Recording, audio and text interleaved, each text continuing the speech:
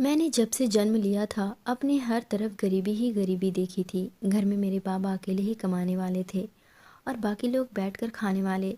परेशानी तो ये थी कि मैं अपने बाबा का इकलौता बेटा था और मेरी बाकी बहनें जो मुझसे छोटी थी, मैं सबसे बड़ा था। मैं 8 बहनों का इकलौता भाई था। कहते हैं कि घर का बड़ा बेटा घर का जिम्मेदार होता है और बेटा ही अपने बाबा का सीना गर्व से चौड़ा कर जाता है। माता बाबा सोचते हैं कि यही हमारा सहारा बनेगा, लेकिन मेरा हिस्सा थोड़ा अलग था। मेरे घर में सब लोग बिल्कुल ठीक थे, खूबसूरती में, समझदारी में और हाइट हेल्थ में। मगर मैं ही ना जाने किस पर चला गया था। मेरी हाइट बचपन से ही बहुत छोटी रह गई थी, सेहत भी बहुत कम थी। मैं बिल्कुल 14-15 साल का बच्चा लगता था, हालांकि मेरी उम्र 25 साल होने वाली थी। लोग बचपन से ही मेरी सेहत और हाइट कम होने की वजह से मेरा मजाक बनाया करते थे। मेरी कम हाइट होने की वजह से सारे लोग मुझसे दूर भागते थे। कोई मेरा दोस्त भी नहीं था। मेरे परिवार में और मेरे ननिहाल में जितने भी मेरे कज़िन थे, सब बच्चे खूबसूरत, जवान और अच्छे हाइट हेल्थ के थे और सारी लड़कियां उन पर मरती थी। मुझे तो कोई लड़की पसंद तो दूर देखती तक नहीं थी। मैंने बहुत पढ़ाई की हुई थी, पढ़ लिख कर ही मैं कोई अच्छी नौकरी हासिल करने की कोशिश करता था। मगर ज़माने में अच्छा मकाम पाने के लिए भी अच्छा दिखने की ज़रूरत होती है, मगर ऐसा तो मेरे नसीब में ही नहीं था। पढ़ लिख कर जब नौकरी हासिल करने निकला तो पता चला कि काबिलियत से ज़्यादा आपकी पर्सनालिटी अच्छी होनी चाहिए, तभी लोग आपको पसंद करते हैं और नौकरी देते हैं। मैं एक जगह जॉब के लिए इंटरव्यू देने गया था, तो वहाँ पर पहले से ही 2-3 लड़के मौजूद थे। उनका ऊंचा लंबा कद था और देखने में स्मार्ट थे। उन लड़कों की पढ़ाई कुछ खास नहीं थी, मगर मेरे मुकाबले वो दिखने में बहुत अच्छे थे। उन्हें रख लिया गया था। तंग आकर मैंने एक स्कूल में टीचर बनने के लिए सोचा, लेकिन मुझे क्या पता था कि यहाँ पर टीचर की जगह मॉडल रखे जाते हैं। जैसे ही मैंने इंटरव्यू देना शुरू किया तो वहाँ के प्रिंसिपल ने मेरी बहुत इंसल्ट की और कहने लगा, तुम तो देखने में बच्चे जैसे लगते हो, ऐसा लगता है जैसे 10वीं क्लास के स्टूडेंट हो। तुमसे बच्चे हैंडल नहीं हो पाएंगे, वह तुम्हें अपना टीचर नहीं बल्कि अपना क्लासमेट ही समझेंगे। उसकी बातें मेरे दिल को घायल कर गई थी। अगर मेरी हाइट कम थी तो क्या इसमें मेरा कसूर था? मेरा कद 4 फुट 10 इंच था, तो मेरी सेहत कहाँ से बनती? गरीब के घर 2 टाइम का खाना बन जाए, यही बहुत बड़ी बात है। वह दूध, अंडे, फल, सब्जियाँ, ऐसी चीज़ें कहाँ से लाएं? अपने इंसल्ट पर मुझे बहुत रोना आ रहा था। मैं अपनी फ़ाइल में अपना मुंह छुपाकर वहाँ से बाहर निकल आया था और आकर बाहर सड़क के किनारे बैठ गया। सब लोग रास्ते से आ जा रहे थे, लेकिन किसी का ध्यान ज़्यादा मुझ पर नहीं जा रहा था। मैं वहाँ पर बैठकर रो रहा था और रो रो कर अपने दिल को हल्का करना चाहता था। मुझे भगवान से शिकायत होने लगी थी कि उसने मुझे ऐसा क्यों बनाया था। क्या हो जाता अगर वो भी मुझे दूसरे लोगों की तरह अच्छा, स्मार्ट और अच्छी सेहत वाला बना देता, तो मेरी ऐसे इंसल्ट नहीं होती। लोग मुझे कहीं भी किसी के भी सामने कर दिया करते थे। मैं घर में जब अपना मुंह लटका कर जाता था और उनको यह पता चलता था कि मुझे नौकरी नहीं मिली, तो उनका मुंह लटक जाता था और उनकी आंखों में आंसू आ जाते थे, क्योंकि मेरे बाबा भी अब बूढ़े हो रहे थे। उनका इकलौता सहारा मैं ही था। मैं अपनी शर्मिंदगी की वजह से अपने बाबा से नज़रें नहीं मिला पाता था। मैं सड़क के किनारे बैठा हुआ अपनी आंखों पर हाथ रखकर रो रहा था और अपनी किस्मत को बुरी तरह से कोस रहा था, जिसने मेरे भाग्य में सिर्फ आंसू ही लिख दिए थे। लोगों का कहना है कि मर्द रोता नहीं है, मगर लोगों को क्या पता कि मर्द को दर्द होता है, वो भी अपनी किस्मत के बुरा होने पर रोता है, लेकिन सबके सामने नहीं रोता। मैं भी चुप चुप कर रो रहा था ताकि मेरी इज्जत रह सके।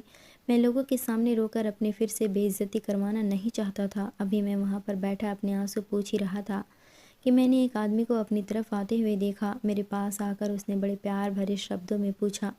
वो मेरे करीब आकर कहने लगा, क्या हुआ है बेटा, क्यों रो रहे हो? क्या स्कूल के टीचर ने तुम्हारी पिटाई लगाई है या फिर कोई और बात है? वो शायद मुझे स्कूल में पढ़ने वाला बच्चा समझ रहा था। ज़्यादातर लोग मुझे बच्चा ही समझा करते थे, क्योंकि मेरा हाइट कम था, सेहत भी नहीं था। उसके ऐसा बोलने पर मैं भड़क उठा था और उससे कहने लगा, जी हाँ, मैं 9th क्लास में पढ़ता हूँ और स्कूल के टीचर ने मेरी पिटाई लगाई है क्योंकि मेरे पास फ़ीस देने के लिए पैसे नहीं थे। इतना कहकर मैंने अपने कदम बढ़ाते हुए आगे की तरफ चलने लगा। जिसको देखो वो मुझे बच्चा समझ लेता है। क्या मेरी शक्ल इतनी गई गुजरी है कि सब मुझे बच्चा समझ लेते हैं और जिसके जी में जो आता है वो कह देता है? यह आदमी मुझे ऐसा भी तो कह सकता था कि क्या हुआ भाई, क्यों परेशान बैठे हो? मैं तो उस समय वहाँ से उठकर चला जा रहा था। तभी अचानक उस आदमी ने मुझे आवाज़ लगाई और मेरे कदम रुक गए थे उसने बात ही ऐसी कही थी कि मैं फ़ौरन ही रुक गया था। उसने कहा था कि लो मुझसे पैसे ले लो, तुम्हें कितने पैसे की ज़रूरत है, मैं दे देता हूँ। मैंने तो गुस्से में आकर कहा था कि मैं स्कूल में पढ़ने वाले स्टूडेंट हूँ, लेकिन वो तो मेरी बात को सच समझ बैठा था। अब शायद इंसानियत के नाते वो मेरी मदद करना चाह रहा था। मैं पलटकर उससे कुछ कहना चाहता था, मगर उसके बजाय मेरे मुंह से निकल गया कि लगभग 10,000 रुपये की ज़रूरत है। मुझे नहीं पता था यह सब मेरे मुंह से कैसे निकल गया था, मगर उस आदमी ने फ़ौरन ही अपनी जेब से पर्स निकाला और अपने पर्स से 10,000 रुपये निकाल कर मेरे हाथ पर रख दिए और कहने लगा, मेरा घर यहीं से थोड़ी ही आगे है, मैं यहाँ से गुज़र रहा था, तुम्हें रोता हुआ देखा तो सोचा कि पूछ लेता हूँ, ना जाने क्यों रो रहा है। तुम्हें जब भी मदद की ज़रूरत हो तो तुम मुझे बता देना। वो तो यह बात कहकर चला गया था, लेकिन मैं शर्मिंदगी की वजह से अपनी नज़रें नहीं उठा पा रहा था। वो बेचारा तो मेरी मदद इसलिए कर रहा था क्योंकि उसे लगा कि मैं यहाँ का स्टूडेंट हूँ और मैं परेशान हूँ क्योंकि मेरे पास फ़ीस के पैसे नहीं हैं। अगर उसे पता चल जाता कि मैं 25 साल का लड़का हूँ जो अपनी पढ़ाई पूरी होने के बाद नौकरी की तलाश में घूम रहा हूँ, तो यकीनन उसका बिहेवियर मेरे साथ कुछ और ही होता। मैं पैसे लेकर घर गया तो मेरी माँ बहुत खुश हुई थी और जल्दी से घर में खाना बनाने के लिए कुछ सामान लेने चली गई थी। मुझे बड़ा बुरा सा फील हो रहा था कि मैंने किसी से गलत तरीके से मदद ली। अगले दिन फिर से वही आदमी मुझे दोबारा उसी रास्ते पर मिल गया था। उसे देखकर मेरा दिल करने लगा कि मैं उसे सच बता दूं, मगर सच जानने के बाद उसके बिहेवियर के बारे में सोचते हुए मैंने उसे सच नहीं बताया। वो मुझे देखकर कहने लगा, लड़के, अगर तुम किसी नौकरी की तलाश में हो तो मैं तुम्हें नौकरी दिलवा सकता हूँ। मैं जानता हूँ तुम एक मजबूर लड़के हो और तुम्हें नौकरी की ज़रूरत है। मैंने चौंक कर उनकी तरफ देखा और हैरत से उनके करीब जाकर कहने लगा, इसका मतलब यह है कि आप जानते हो कि मैं स्कूल का स्टूडेंट नहीं हूँ। वह बड़ा हैरान होकर कहने लगा, हाँ, मुझे समझ आ गया था क्योंकि तुम्हारे कंधों पर स्कूल बैग नहीं था, बल्कि तुम्हारे हाथ में इंटरव्यू का फ़ाइल थी। मैंने उनसे पूछा, सब कुछ जानते हुए भी आपने मेरी मदद क्यों की? वो कहने लगा, कल मैं तुम्हारे काम आ गया था, हो सकता है कि आने वाले कल मैं तुम भी मेरे काम आ जाओ। मैंने कहा, क्या मतलब है आपका? मैं आपके किस तरह से काम आ सकता हूँ? वो कहने लगा, मतलब को छोड़ो, ये बताओ तुम नौकरी की तलाश कर रहे हो ना? मैंने कहा, जी, मैं हर काम करने के लिए तैयार हूँ। जैसा काम आप मुझे दिलवा दोगे मैं वैसा ही काम कर लूँगा। वो आदमी कहने लगा कि मेरा नाम मनोज है और मैं एक ऑटो रिक्शा वाला हूँ। मेरे दोस्त हैं जो बंगाल में रहते हैं। उसने मुझे बताया था कि उसे बंगाल में काम करने के लिए लड़कों की ज़रूरत है। ऑटो की कमाई से मेरा घर परिवार तो अच्छा चल रहा है, लेकिन ऑटो को ख़रीदने के लिए भी पैसे होने चाहिए। तुम्हारे पास तो शायद अपना ऑटो ख़रीदने के लिए भी पैसे नहीं होंगे, इसलिए मैंने सोचा कि तुम्हें बंगाल वाली नौकरी के बारे में बता दूं। मेरा दोस्त उन्हें अपने साथ लेकर जाएगा, बल्कि वहाँ पर तुम्हें काम भी दिलवा देगा और तुम्हारे जाने के खर्चे की जिम्मेदारी भी वही उठाएगा। उस आदमी की यह बात सुनकर तो मैं बहुत खुश हो गया। उसने बताया कि लेकिन एक शर्त है। मैंने खुश होते हुए पूछा कि कैसी शर्त है?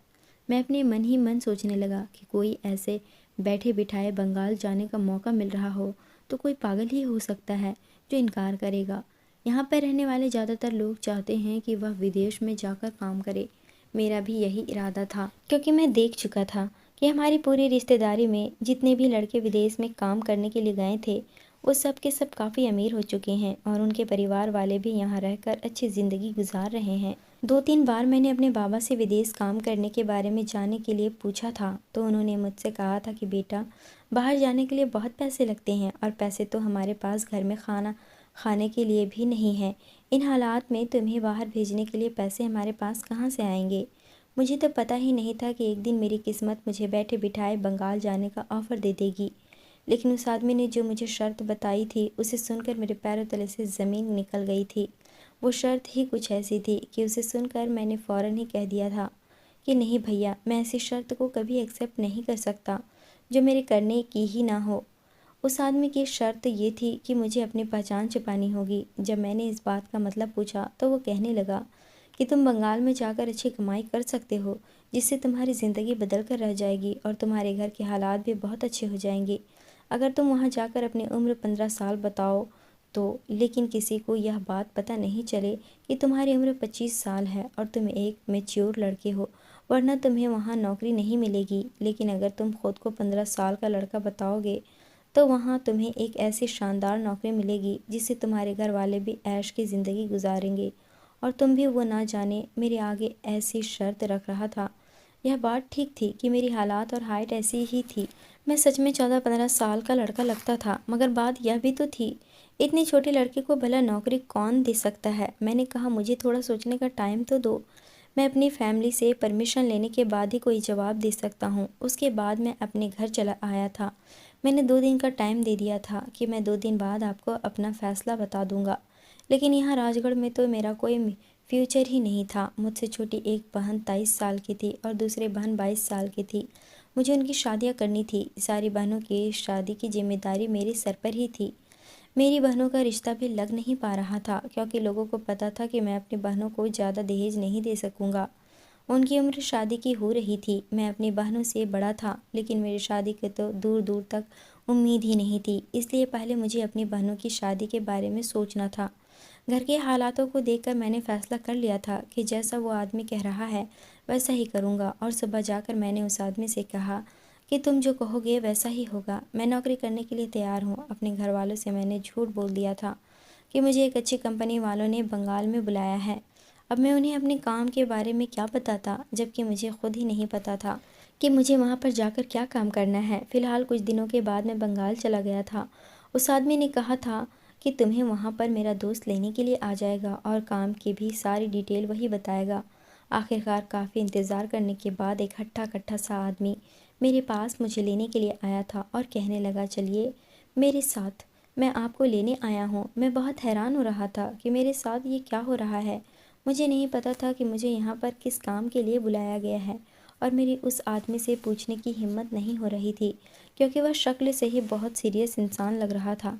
उस आदमी ने मुझे बड़ी सी कार में बैठने के लिए कहा। मैं कार में बैठ गया था और लगभग 1 घंटे के सफ़र के बाद उसने कार को एक बड़े से बंगले के आगे रोक दिया और मेरे हाथ पर एक आईडी कार्ड रख दिया और कहने लगा, तुम अंदर जाकर यह दिखा देना। इसके मुताबिक तुम्हारी उम्र 15 साल है और तुम्हारा नाम रोहन है। और ख़बरदार, जो तुमने अपना असली नाम किसी को बताने की कोशिश की, वरना सारी उम्र के लिए यहाँ के लोग तुम्हें जेल में डाल देंगे। चक्की पीसने के लिए उसकी यह डरावनी सी बात सुनकर मेरे होश उड़ गए थे और मुझे डर लगने लगा था, क्योंकि मेरे लिए यह अनजान देश था और यहाँ पर मेरा कोई अपना भी नहीं था। इसलिए मैं उससे कुछ नहीं कह सकता था। मेरा असली नाम शिवम था। मुझे ना जाने क्यों ऐसा महसूस होने लगा था कि मैं किसी कैद में आ गया हूँ। वो मुझे अपने साथ लेकर घर के अंदर आ गया था। यह एक बंगाल के चौधरी का घर था। जब मैं उसे घर के अंदर गया तो एक औरत बाहर निकली। शायद वह चौधरी की पत्नी थी। वह बहुत खूबसूरत थी। वो मेरे सामने आ गई थी और मुझे सर से लेकर पैर तक देखने लगी। मुझे इस औरत से डर लग रहा था। देखा जाता तो वह उम्र में मुझे कई साल बड़ी लग रही थी, लगभग 35 साल की होगी। लेकिन उस टाइम मुझे थोड़ी एक्टिंग करनी थी ताकि उसे लगे कि मैं 15 साल का एक नाबालिग बच्चा हूँ। वो आदमी जाते जाते मुझसे कह कर गया था कि अब तुम्हें यहीं पर रहना है। तुम्हारा काम बस यही है कि तुम्हें मालकिन के पूरे घर की सफाई करनी है और मालकिन का ख्याल रखना है, और जो मालकिन कहे तुम्हें सिर्फ वही करना है। इसके बदले में तुम राजगढ़ अपने घर पर 5 लाख रुपए भेज सकोगे। 5 लाख रुपए का बात सुनकर मैं तो दंग ही रह गया था। आते ही इतने ज़्यादा पैसे, मैंने तो कभी अपने सपने में इतने ज़्यादा पैसों के बारे में सोचा तक नहीं था।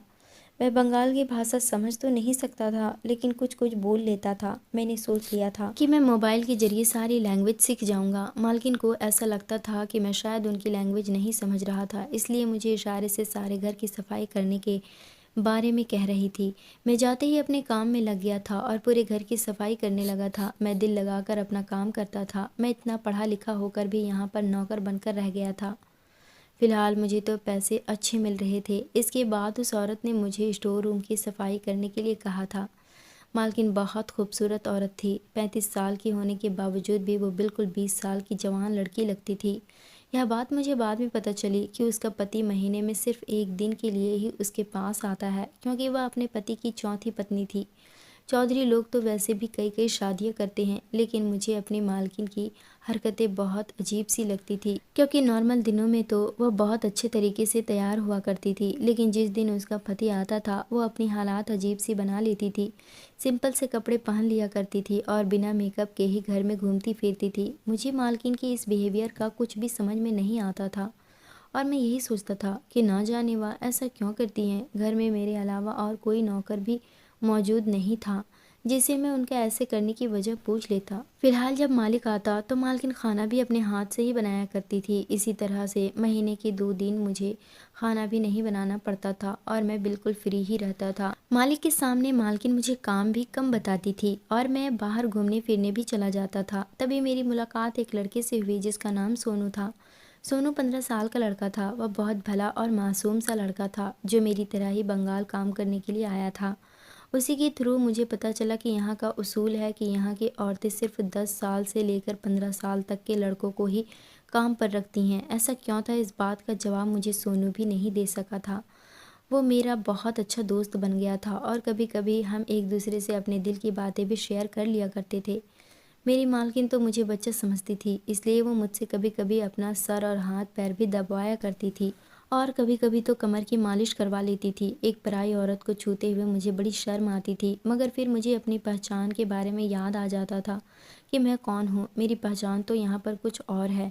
अभी तक तो सब कुछ ठीक ही चल रहा था और मैं अपनी नौकरी से बहुत खुश और बेफिक्री था और अपने घर पर भी हर महीने पैसे भेजता रहता था। लेकिन कुछ दिनों बाद मुझे पता चला कि यहाँ पर कुछ तो गड़बड़ है, क्योंकि मालकिन कभी कभी मुझे एक सफ़ेद रंग का बैग देती और कहती कि जाओ, यह बैग नीचे वाले फ्लैट नंबर 5 में जाकर दे आओ। मेरी मालकिन मुझे अपनी टूटी फूटी भाषा में बात समझा दिया करती थी और मैंने भी कभी जाहिर नहीं किया था कि मैं उनकी भाषा को समझ लेता हूँ। मुझे यह जानने की पड़ी रहती थी कि आखिर इस सफ़ेद रंग के बैग में क्या होता है, मगर जाहिर सी बात है मैं इस बारे में अपनी मालकिन से नहीं पूछ सकता था। एक दिन मुझे सोनू मिला था तो पता चला कि वो भी नीचे के फ्लैट नंबर 5 में ही काम करता है।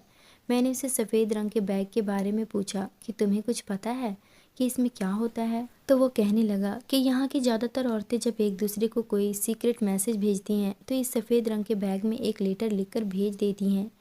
मैंने हैरानी से सोचा, भला मेरी मालकिन सोनू की मालकिन को ऐसा कौन सा सीक्रेट मैसेज भेजती होगी। मैंने सोनू से पूछा, तुमने कभी सीक्रेट मैसेज को पढ़ा है? तो वो कहने लगा, हाँ, एक बार मैंने बैग खोलकर उसमें से निकाल लिया था और उसको पढ़ने लगा तो देखा कि उस पर भी लिखी हुई थी। मेरी कुछ समझ ही नहीं आया था।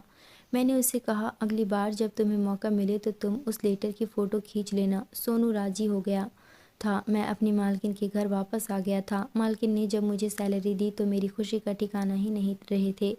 मैंने फ़ौरन सबसे पहले पैसे अपने घर भेज दिए थे। पैसे भेजने के अगले दिन मालकिन ने मुझे अपने पास बुलाया और कहने लगी कि मेरी टांगें दबा दो, मेरी टांगों में बहुत दर्द हो रहा है। मैं टांगें दबाने लगा। फिर थोड़ी देर के बाद मालकिन कहने लगी, मेरी कमर पर मसाज कर दो, कमर में भी दर्द हो रहा है। मालकिन ने अपनी पूरी कमर खोल दी थी। मुझे बहुत शर्म आ रही थी, लेकिन कुछ नहीं कर सकता था क्योंकि मेरी पहचान कुछ और ही थी। इसलिए मैंने अपनी नज़रें नीचे कर ली और उनकी कमर की मसाज करने लगा। मालकिन की गोरी गोरी कमर की मसाज करते हुए जब लगभग मुझे आधा घंटा हो गया तो उन्होंने मुझे जाने से को कह दिया था।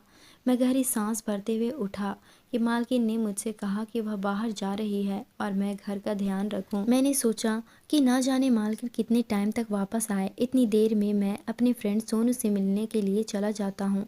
वैसे भी वो ज़्यादा दूर नहीं रहता। मैं थोड़ी देर बाद अपने घर से निकलने ही वाला था कि दरवाज़ा बुरी तरह से बजने लगा। मैं घबरा कर उठा और जाकर दरवाज़ा खोला तो मेरे सामने सोनू खड़ा हुआ था। उसकी बहुत बुरी हालात हो रही थी। कपड़े उसके फटे हुए थे और बाल भी बुरी तरह से बिखरे हुए थे। उसकी सांस बुरी तरह से फूल रही थी। मैं जल्दी से उसे घर के अंदर लेकर आ गया। मैंने उसको बैठने के लिए कहा और उसे पानी पिलाया। थोड़ी देर रिलैक्स के बाद उसकी हालात थोड़ी ठीक हुई थी। पानी पीकर वो मुझसे कहने लगा, तुम मुझे अपने कपड़े दे दो। मैंने उसे अपने कपड़े दे दिए। उसने हाथ मुंह धोकर अपने कपड़े चेंज किए और बाहर जाने के लिए तैयार हो गया। मैंने हैरानी से पूछा, सोनू, कि तुमने क्या हालात बनाई हुई है? तुम्हारे साथ क्या हुआ था और अभी तुम कहाँ जा रहे हो? वो बहुत जल्दी में था। कहने लगा कि बंगाल की औरतें मुझे अब समझ आ गई हैं कि हम जैसे कम उम्र के लड़कों को नौकरी पर क्यों रखती हैं। मुझे इनकी असलियत पता चल गई है, मगर अब मैं यहाँ पर और नहीं रुक सकता। मैं यहाँ से जा रहा हूँ, मुझे यहाँ पर नहीं रहना। वह बुरी तरह से घबरा कर बोल रहा था और उसकी आंखों में आंसू आ गए थे। मैंने उसे जाने की वजह पूछने की बहुत कोशिश की, लेकिन उसने मुझे कुछ नहीं बताया। लेकिन जाते टाइम मैंने उसे अपना नंबर दे दिया था। मैंने उससे कहा कि जब मैं 2-3 महीने के बाद अपने घर जाऊंगा तो तुम मुझसे बात कर लेना। वो इतना घबराया हुआ था कि वह नंबर जेब में डालकर फ़ौरन ही चला गया। सुबह पूरी कॉलोनी में यह खबर फैली हुई थी कि फ्लैट नंबर 5 का नौकर अपनी मालकिन के सिर पर डंडा मारकर फरार हो गया। उसने अपनी मालकिन को बुरी तरह से जख्मी कर दिया। यह बात सुनकर तो मैं दंग रह गया था, क्योंकि सोनू ऐसा नहीं था और उसने मुझे भी कुछ ऐसा नहीं बताया था। ना जाने वह क्या करके आया है और यहाँ पर क्या हो रहा था और क्यों हो रहा था, मेरी तो कुछ भी समझ में नहीं आ रहा था। मेरी मालकिन की भी हरकतें बहुत अजीब सी थी। सोनू की मालकिन ने पता नहीं उसे ऐसा क्या कहा था कि वो बेचारा इस तरह से यहाँ से भाग गया। एक दिन मैंने अपनी मालकिन को फ़ोन पर किसी से बात करते हुए सुना था। उनकी बातों से पता चल रहा था कि फ्लैट नंबर 5 में रहने वाली मालकिन को अब किसी नए नौकर की ज़रूरत है। शाम को जब साहब आ गए, मेरी किस्मत बुरी थी या कुछ और। साहब अपनी पत्नी को अपने साथ घुमाने के लिए कहीं दूर लेकर जाना चाहते थे। उनका ट्रिप लगभग 1 हफ्ते का था। अब मेरा घर पर कोई काम नहीं था, इसलिए मालकिन कहने लगी, अगर तुम चाहो तो तुम भी हमारे साथ चल सकते हो। लेकिन मेरे मालिक को यह बात बहुत बुरी लगी थी कि एक नौकर को क्यों हम अपने साथ लेकर जाएंगे। वह कहने लगे कि कोई ज़रूरत नहीं इसको साथ ले जाने की, इसको यहीं पर ही रहने दो। मगर मालकिन जाते जाते मुझसे कहने लगी कि तुम ऐसा करो, फ्लैट नंबर 5 में चले जाओ।